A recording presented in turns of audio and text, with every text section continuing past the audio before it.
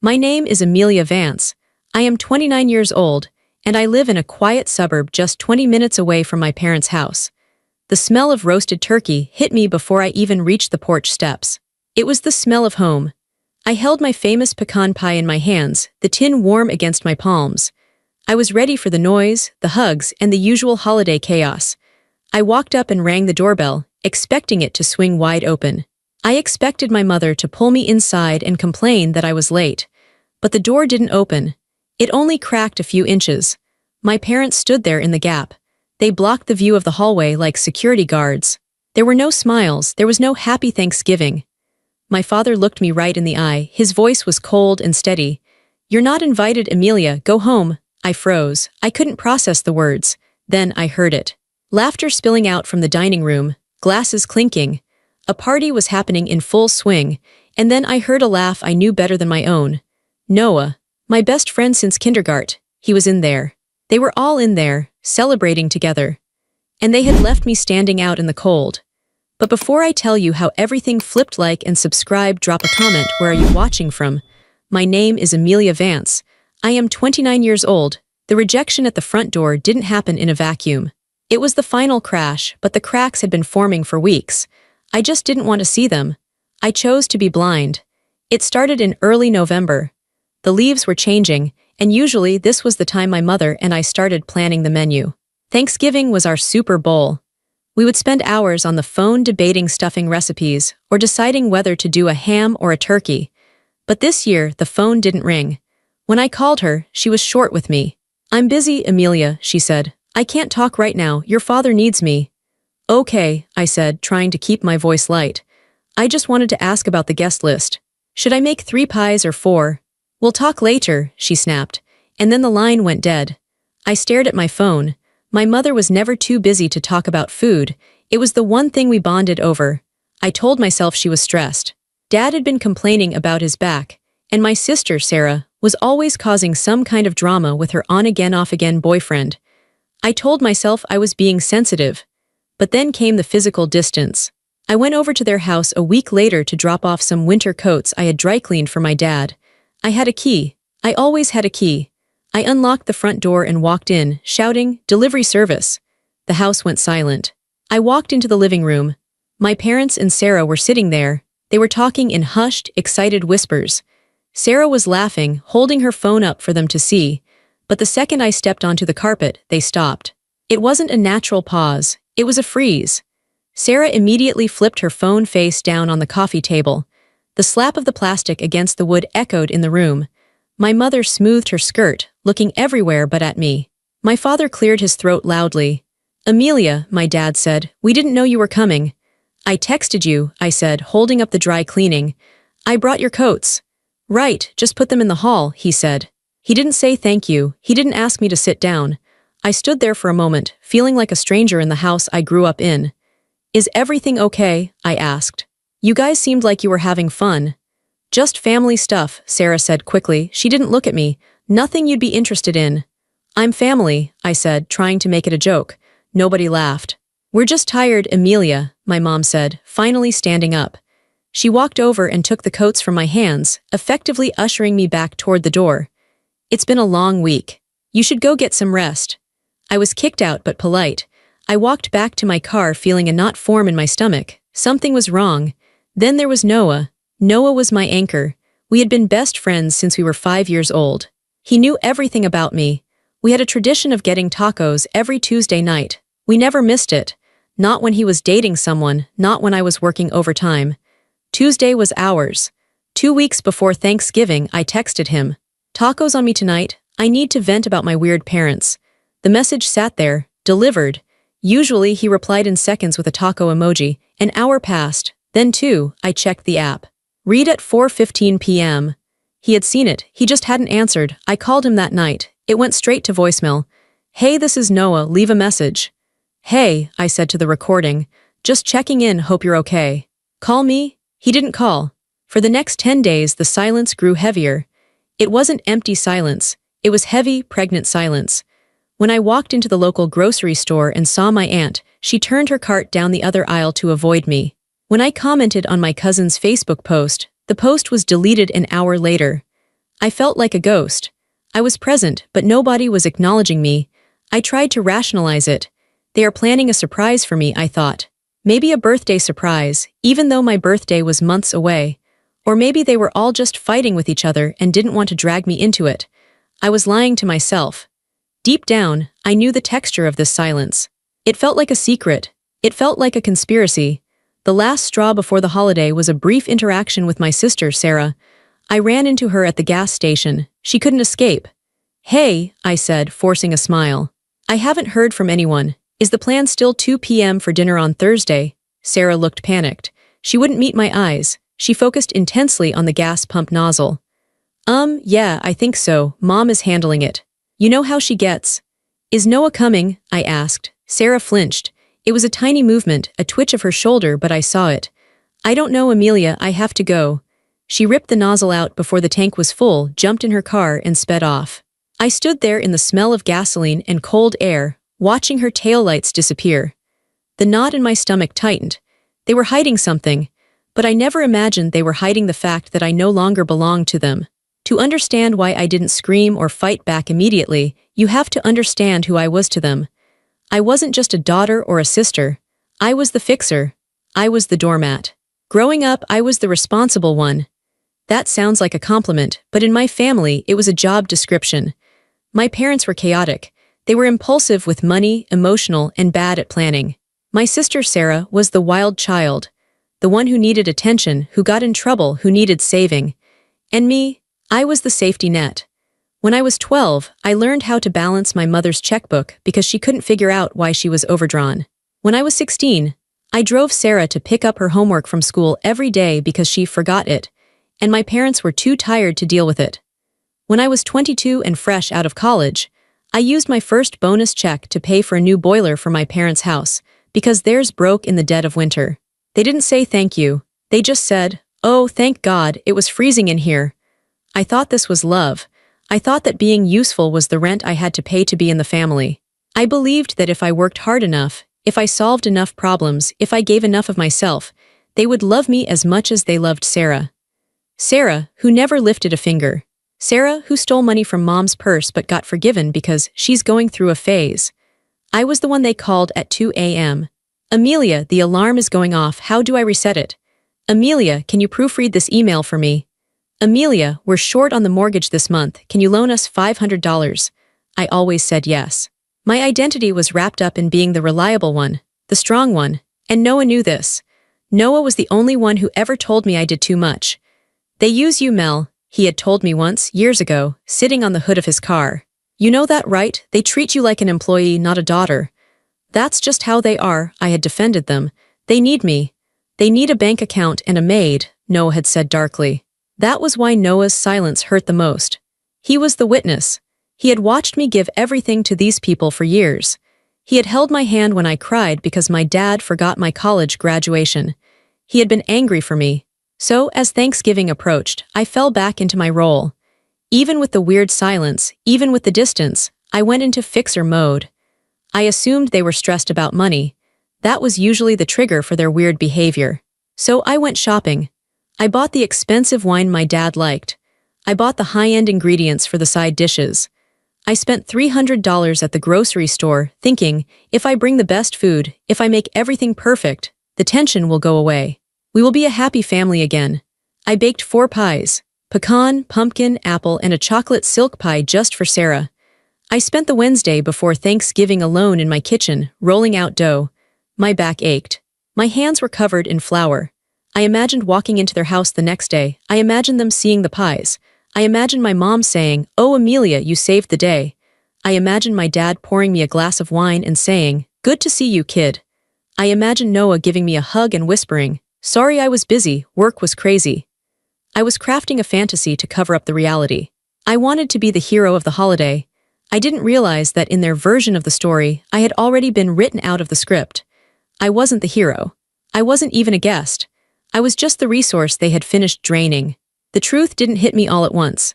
It came in small, sharp pieces, like shards of glass working their way out of a wound. It happened 2 days before Thanksgiving. I had gone to my parents' house one last time, unannounced, to drop off a heavy bag of potatoes so I wouldn't have to carry them on Thursday. When I pulled into the driveway, I saw a car I didn't recognize, a sleek black sedan. It was parked next to my dad's truck. I walked to the front door, but it was locked. I used my key. The house was empty. The car outside must have belonged to a friend of Sarah's, or maybe a neighbor. But as I walked into the kitchen to put the potatoes on the counter, I saw it. My mother's iPad was sitting on the kitchen island. The cover was folded back. The screen was lit up. I wasn't a snoop. I respected privacy. But the screen was bright, and a notification banner dropped down right as I looked at it. It was a text message from my Aunt Linda. MSG. Don't worry, he has no idea. This is going to be perfect. I froze. Did she mean my dad? Was this a surprise party for Dad? Curiosity got the better of me. My heart started to hammer against my ribs. I touched the screen. It didn't have a passcode. My mom could never remember them, so I had set it to swipe to unlock for her years ago. I opened the messaging app. The thread wasn't just with Aunt Linda. It was a group chat. The name of the group chat was Thanksgiving 2 No Drama. I scrolled up. My breath hitched in my throat. I saw a picture. It was a photo of the guest list handwritten on my mother's stationery. I zoomed in. Mom, Dad, Sarah, Aunt Linda, Uncle Bob, the Millers. Noah. My name wasn't there. I felt a cold sweat break out on the back of my neck. I kept scrolling, my finger trembling against the glass. Mom, I'm just worried she's going to show up anyway. Amelia is so pushy. Sarah, she won't. I was weird with her at the gas station. She thinks we're just busy. Uncle Bob, did Noah talk to her about the plan? We need to make sure she doesn't crash it. Noah, I haven't answered her calls in 2 weeks. She has no clue. Don't worry, I'm handling it. I stared at Noah's name. I stared at his words. I'm handling it. He wasn't just ignoring me. He was part of the coordination. He was the gatekeeper. Then I saw the message that broke me. It was from my father. Dad, let's just enjoy one holiday without her. She's too much lately, always acting like a martyr. I just want a peaceful dinner without her keeping score. A martyr, keeping score, is that what they called it? Is that what they called 20 years of cleaning up their messes? Is that what they called paying for their heat? Is that what they called driving them to doctor's appointments? I dropped the iPad back onto the counter. The clatter sounded like a gunshot in the quiet kitchen. I felt sick, physically sick. I wanted to vomit. They weren't just excluding me. They were laughing about it. They were strategizing against me like I was an enemy combatant. Like I was a disease they needed to quarantine. And Noah, my Noah, the person who knew all my secrets, he was in on it. He was assuring them that he was handling me. I backed out of the kitchen. I didn't leave the potatoes. I took the bag with me. It was a petty, small thing, but I couldn't leave them anything. I drove home in a daze. I didn't cry. I was in shock. I sat on my couch and stared at the wall for 3 hours. I replayed every interaction, every favor, every moment of my life with them. They don't love me, I realized. The thought was simple and devastating. They tolerate me when I am useful. And right now, they just want to have fun without the reminder of who pays the bills. But the betrayal wasn't done. The emotional knife was deep, but the next discovery would twist it. The next morning, the day before Thanksgiving, I woke up with a headache that felt like a vice. I had barely slept. I was sitting at my kitchen table, drinking black coffee, trying to decide what to do. Should I confront them? Should I call Mom and scream? Should I text Noah and ask him how he could sleep at night? I checked my mail. I hadn't checked it in a few days because I had been so busy baking for people who hated me. There was a letter from a bank I didn't bank with, First City Credit. It looked like junk mail. Usually I threw these away, pre-approved or low interest rates. But this one looked different. It said urgent. Regarding your overdue balance. I frowned. I didn't have an account with First City Credit. I had zero debt. I paid my credit cards off in full every single month. I was meticulous. I tore the envelope open. Dear Miss Amelia Vance, this is a final notice regarding the outstanding balance of $12,450 on your Platinum Visa ending in 4490. Your minimum payment is 90 days past due. My hands started to shake. $12,000. I grabbed my laptop. I logged into a credit monitoring site, one of those free ones I had signed up for years ago and never checked. I waited for the page to load, my heart pounding in my ears. The dashboard appeared. My credit score, which used to be a perfect 800, was tanking. It was down to 620. I clicked on Open Accounts. There it was. First City Credit Visa, opened 8 months ago. Balance, $12,450. Lakeside Auto Loans opened 6 months ago. Balance, $28,000. Quick Cash Personal Loan opened 3 months ago. Balance, $5,000. I couldn't breathe. Someone had stolen my identity. I clicked on the details for the credit card. I looked at the billing address. It wasn't my address. It was 14 Maple Drive, my parents' house. I looked at the auto loan. It was for a new Ford Explorer. My dad had bought a new Ford Explorer 6 months ago. He told me he had come into a little money from an old investment. He had bragged about it. He had taken me for a ride in it. He bought it in my name. He used my social security number. He used my credit history, the history I had built by being responsible, to get loans he couldn't qualify for. And Mom, the personal loan. I remembered 3 months ago she went on a girls' trip with her friends. She said she saved up for it, $5,000 in my name. They weren't just tired of me. They weren't just annoyed by my martyr act. They were stealing from me. They were ruining my financial future while smiling to my face. And the worst part, they assumed I wouldn't check. They assumed Amelia, the good daughter, the one who trusts them, the one who never asks questions, would just not notice. Or maybe they thought that if I did notice, I would just pay it. Because that's what I did. I fixed things. If I found a $12,000 debt, they probably bet that I would just sigh, work extra shifts, and pay it off to protect them. To protect the family. I sat there, the papers scattered on the table. The grief I felt from the text messages evaporated. The sadness was gone. The confusion was gone. In its place was something cold and hard. It felt like steel. I wasn't a daughter anymore. I was a victim of fraud. I picked up the phone. I didn't call my parents. I didn't call Noah. I called the bank. "Hello," I said, my voice steady, sounding calmer than I had ever felt in my life. "I need to speak to the fraud department." "Yes, I want to report identity theft." "No, I don't know who did it." "Actually, wait." I paused. I looked at the invite list in my mind. I looked at the text from my dad calling me a martyr. "Actually," I said, "I know exactly who did it." I hung up. I didn't file the report yet. I needed everything to be perfect. I spent the rest of the day gathering evidence. I printed the credit reports. I found the old emails where I had sent my parents my tax info to help them with a filing years ago. That's how they got my social security number. I built a file. I wasn't just going to get my money back. I was going to destroy their little party. They wanted a holiday without me. They wanted to enjoy their turkey and their stolen car and their stolen vacation without having to look at the victim. I looked at the clock. It was Wednesday night. Tomorrow was Thanksgiving. I would give them exactly what they asked for. I wouldn't go inside. I wouldn't eat their food. But I would make sure that by the time dessert was served, they would wish they had never heard the name Amelia Vansai had the evidence against my parents. The credit card statements, the auto loan papers, the dates, the signatures that weren't mine. I had them cold. But I wasn't finished. If I was going to burn the bridge, I had to burn the whole thing. I couldn't leave Noah standing on the other side. Noah was supposed to be my safe place. He was the one person I thought had no agenda, but reading those text messages in the group chat, "I'm handling it," he had said, made me realize something painfully obvious. Noah wasn't just a bystander. You don't get that close to a family of grifters without learning a few tricks or benefiting from the chaos. I sat at my desk. The sun was going down on Wednesday night. My parents' financial betrayal was sloppy, desperate. But Noah was smart. He was careful. I thought about his business. Noah ran a small import-export logistics company. It sounded fancy, but mostly he moved boutique furniture and high-end decor for rich clients. 2 years ago, he had come to me begging for help.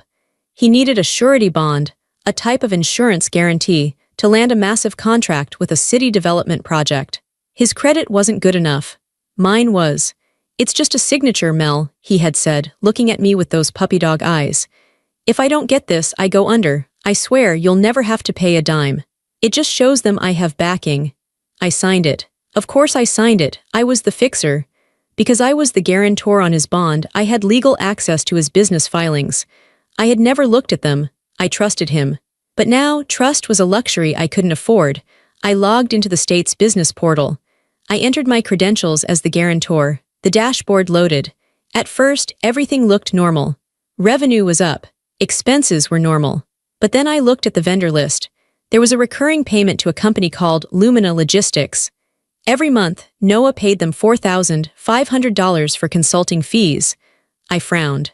I knew Noah's business inside and out. He didn't have consultants, he barely had employees. I searched Lumina Logistics in the state registry. The owner of Lumina Logistics was listed as Sarah Vance, my sister. My breath caught in my throat. I clicked on the filing history. The address for Lumina Logistics was my parents' house. I pulled up the bank transfer records. Noah wasn't paying a consultant. He was funneling money to my sister. Why? I dug deeper.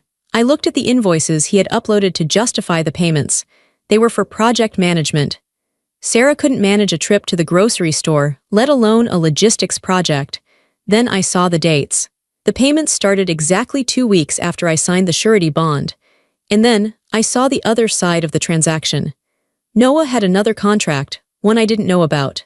It was with a construction firm that had a reputation for cutting corners. The contract was for waste disposal. But Noah didn't have a waste disposal license. He wasn't certified for that. If he was moving construction waste, he was doing it illegally, probably dumping it somewhere cheap to save money. If he got caught, the fines would be massive. And because I was the guarantor on his bond, I would be liable for the fines. He was using my credit to back a business that was breaking the law, and he was paying my sister hush money or a cut of the profits to keep it in the family. That's why they were all so close. That's why Sarah and Noah were suddenly best friends.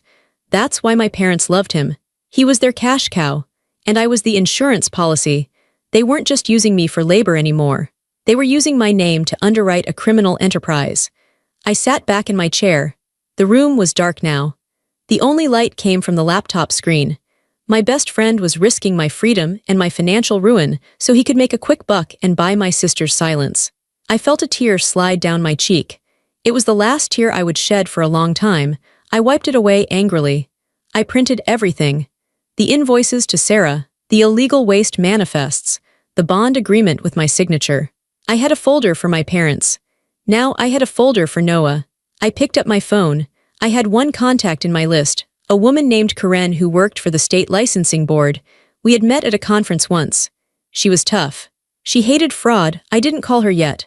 I saved the draft of the email I was going to send her. It had all the attachments. Subject: violation of bond agreement and unlicensed activity priority. All I had to do was press send. But not yet. I wanted to see their faces one last time. I wanted to give them one chance to prove me wrong. I wanted to see if the door would open. If they welcomed me in, if they apologized, if they told me the truth. Maybe I would hesitate. Maybe I would just demand my name be removed and walk away quietly.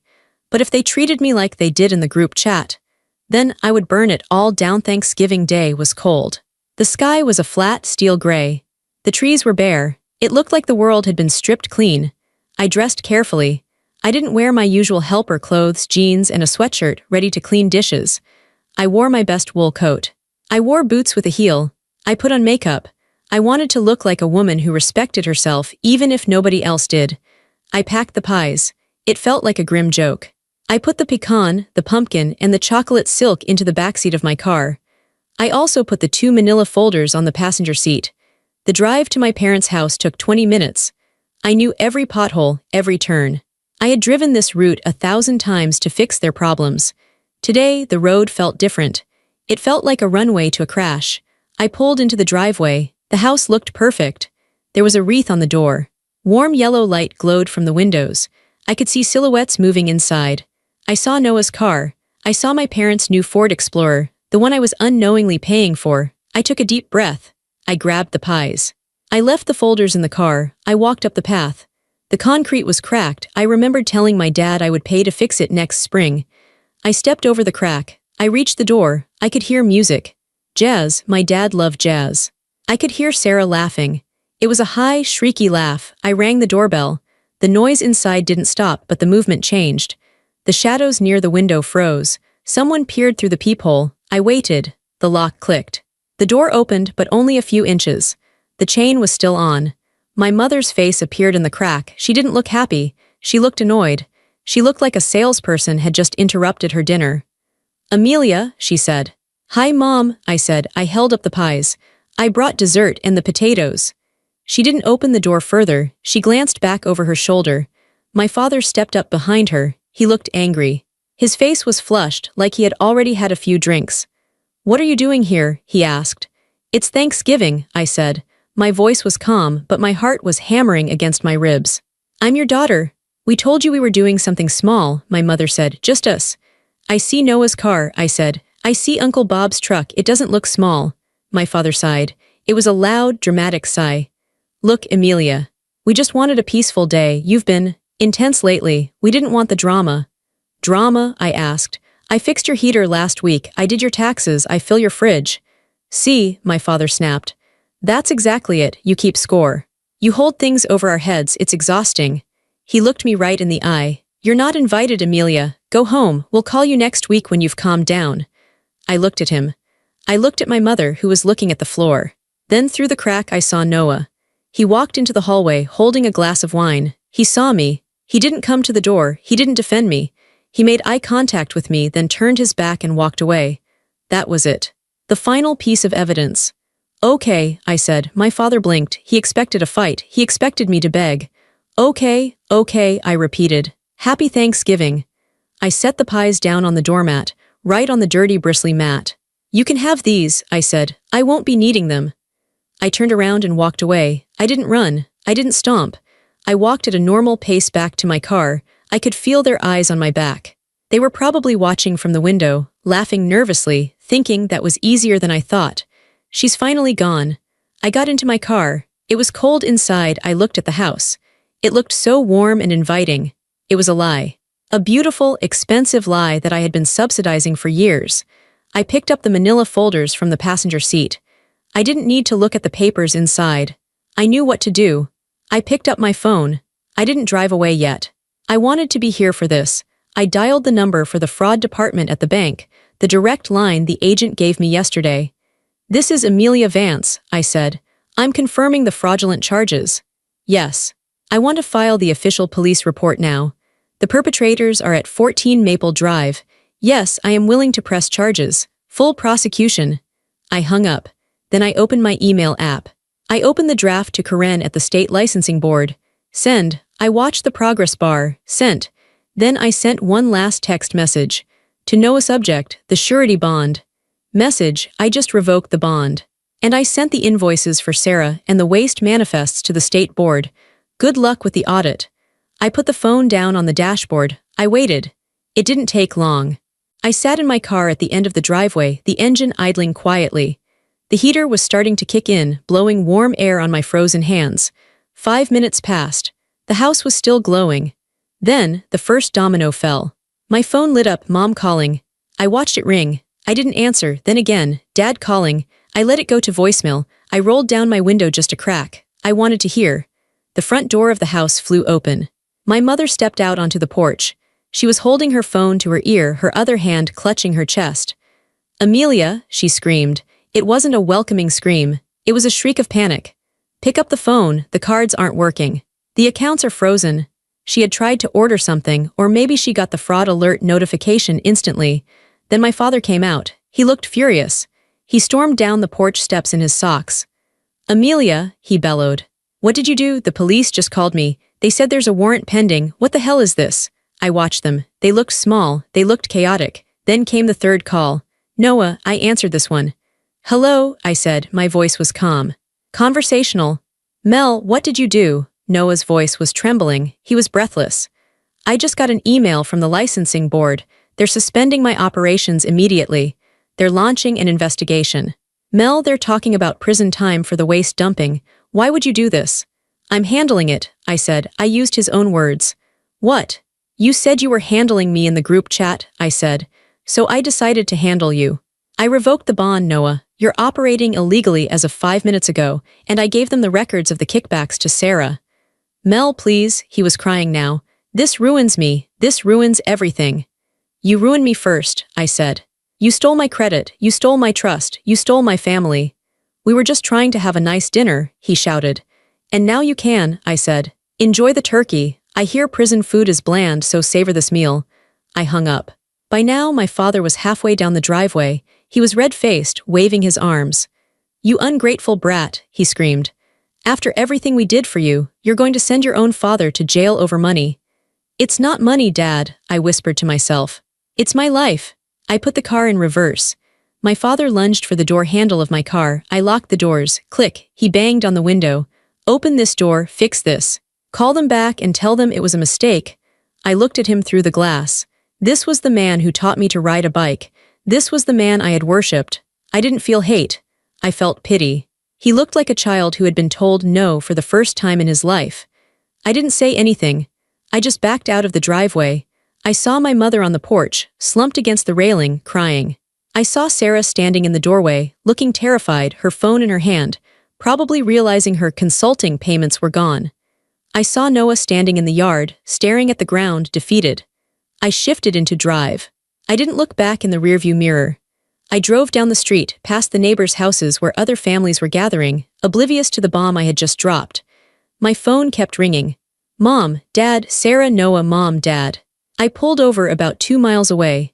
I took the SIM card out of my phone. I snapped it in half. I tossed the pieces into a public trash can outside a convenience store. Then I drove to the highway. The next few weeks were a blur of efficiency. I didn't go back to my apartment except to pack. I stayed in a hotel in the next town over, paid for with cash. I hired a lawyer, a shark. I gave him everything. I want no contact, I told him. I want them prosecuted for the identity theft. I want my name cleared, and I want a restraining order if they come near me. They're your parents, the lawyer said, looking at the file.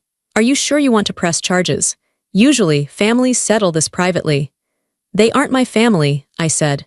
They are people who stole $45,000 from me and tried to ruin my reputation. Treat them like strangers. The fallout was swift.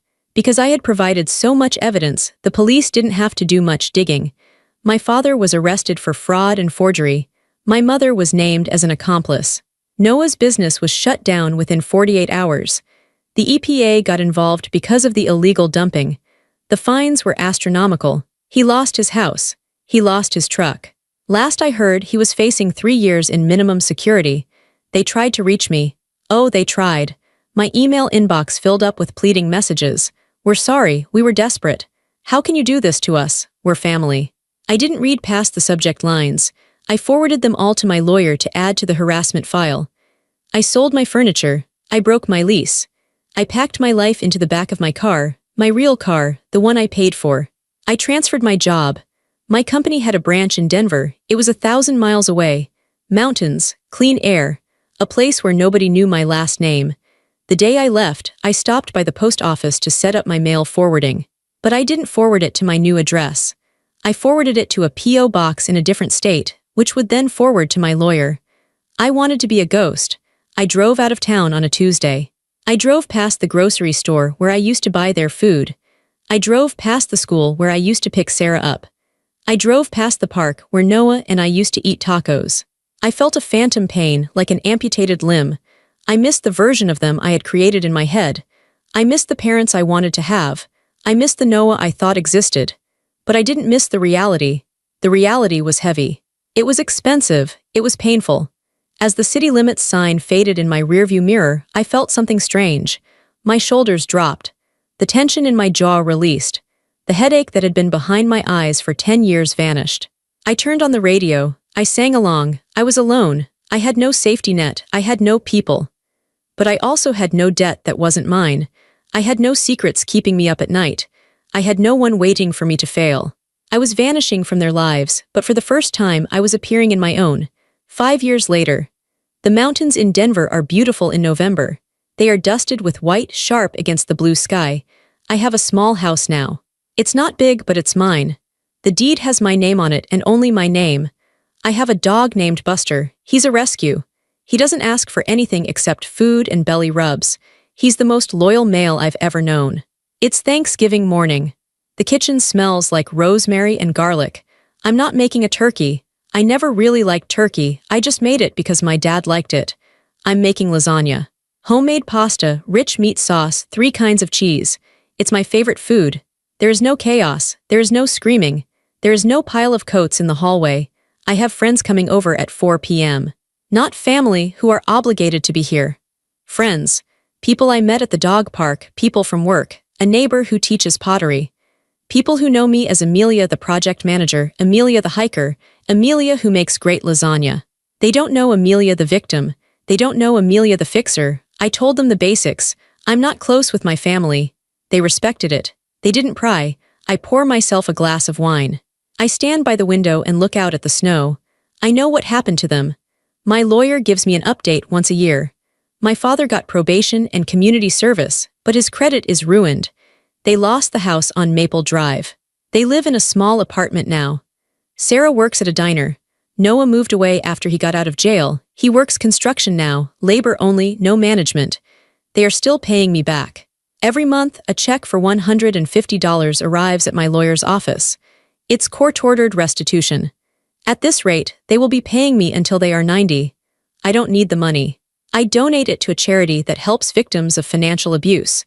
But the checks are a reminder that I won. I didn't win by screaming louder than them. I didn't win by playing their games. I won by refusing to play. I hear a car pull up. Buster barks happily. My friends are here. I walk to the door. I don't hesitate. I don't look through the peephole with fear. I swing the door wide open. Come in, I say. Happy Thanksgiving. The cold air rushes in, but it doesn't chill me. The house is warm. The laughter that fills the room is genuine. I look at the table set for 6. I look at the wine glasses catching the light. I think back to that woman standing on the porch with the pies, begging for scraps of love from people who wanted to starve her. She seems like a stranger to me now. A sad, tired stranger. I raise my glass to her in my mind. You did it, I tell her. You walked away. And that was the greatest twist of all. They thought I was nothing without them. But it turned out I was everything without them.